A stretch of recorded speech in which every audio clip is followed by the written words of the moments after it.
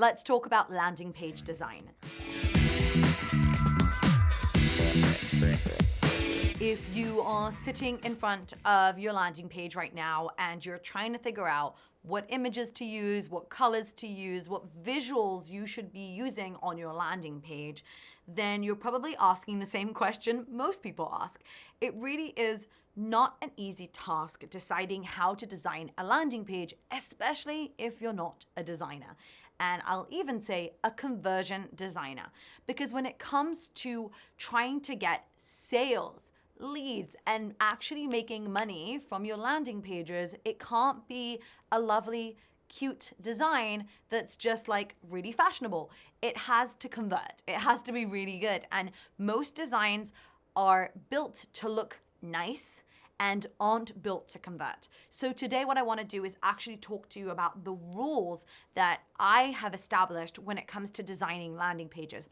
And these are the rules that will help you do a few things. A, make sure that your design amplifies your message, because that is the most important thing. Design, its entire job is to amplify your message and to make sure everyone is looking at it. The other thing is it will make sure that your design isn't overpowering, overbearing the copy, or making it super hard to read or consume the page. So these are two very important jobs. And lastly, design can also be used to actually increase conversions, helping people look at different directions and really know what to do next. One of the first rules you have to follow when it comes to landing page design is to make sure that any image or color or visual you choose reduces the noise on the page. Meaning you do not want to create images with tons of colors and tons of things going on in the background, because you will take the attention away from the call to action. The design has to work with the page and not against it. Too many people are using playback videos and things that move and GIFs and so many stuff that just moves in the background. Or maybe you've chosen a hero image that has multiple people all looking away or all looking at each other and essentially creating a lot of noise on the page. So you really want to make sure that when you're choosing the visuals, you're making sure you're choosing visuals that aren't noisy, that don't have too much going on in them.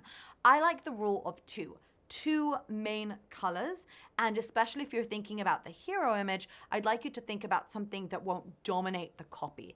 In fact, you want to think about having something to the side of the copy. So if your copy's on the left, your hero image will be on the right, and you want the hero image to amplify the copy. You want people to be looking at the copy. You want people to feel from this visual what you're actually saying in your message. And so it has to work well. If there's too much noise in the background, if there's too many colors there, too many elements, too many stickers and numbers and statistics and stuff going on, which a lot of people like to add, it just creates a ton of noise and it competes with the attention to your call to action button.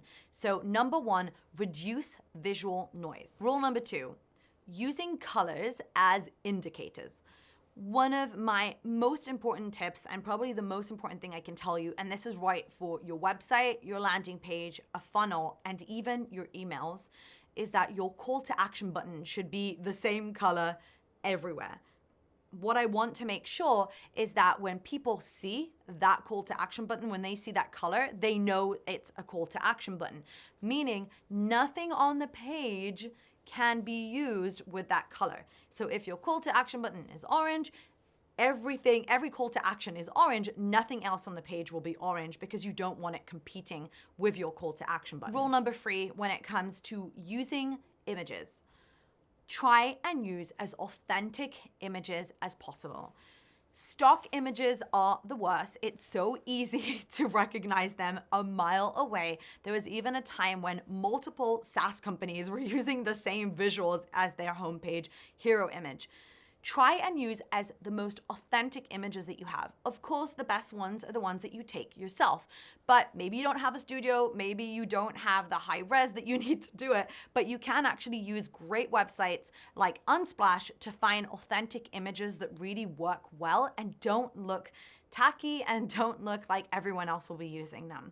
all these visuals with people shaking hands and tapping each other on the back and the fake laughs, they don't work. You really want to create something that works in sync with your messaging.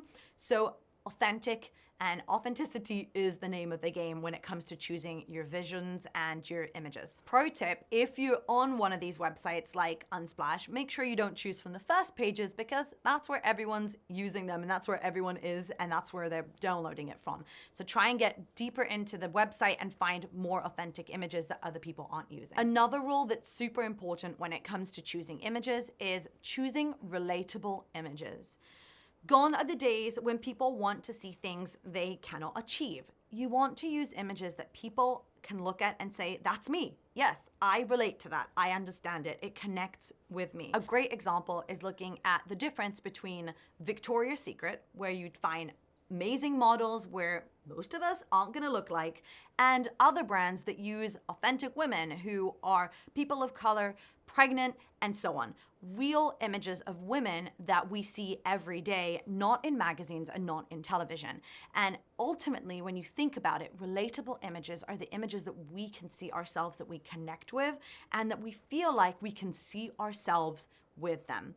Even if you're offering a service and this isn't an actual product, showing visuals that are relatable can work so much better. Showing an image of yourself, not necessarily wearing a suit, but actually yourself authentically working with a customer or a client, can be really amazing and go a long way. So think about it from relatability.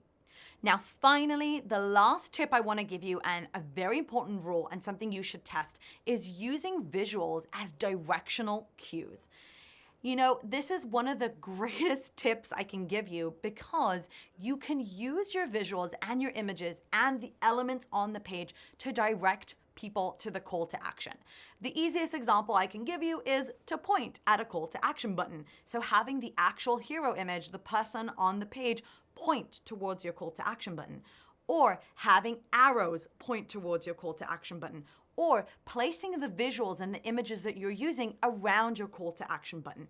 The idea is to basically place items on the page in order to pay attention to your messaging or to the action you want people to take. It works really well. It sounds super tacky. It's been working for over a decade and it will continue to work for years to come. Hopefully these tips have helped you in the direction of choosing the right images and visuals for your landing pages.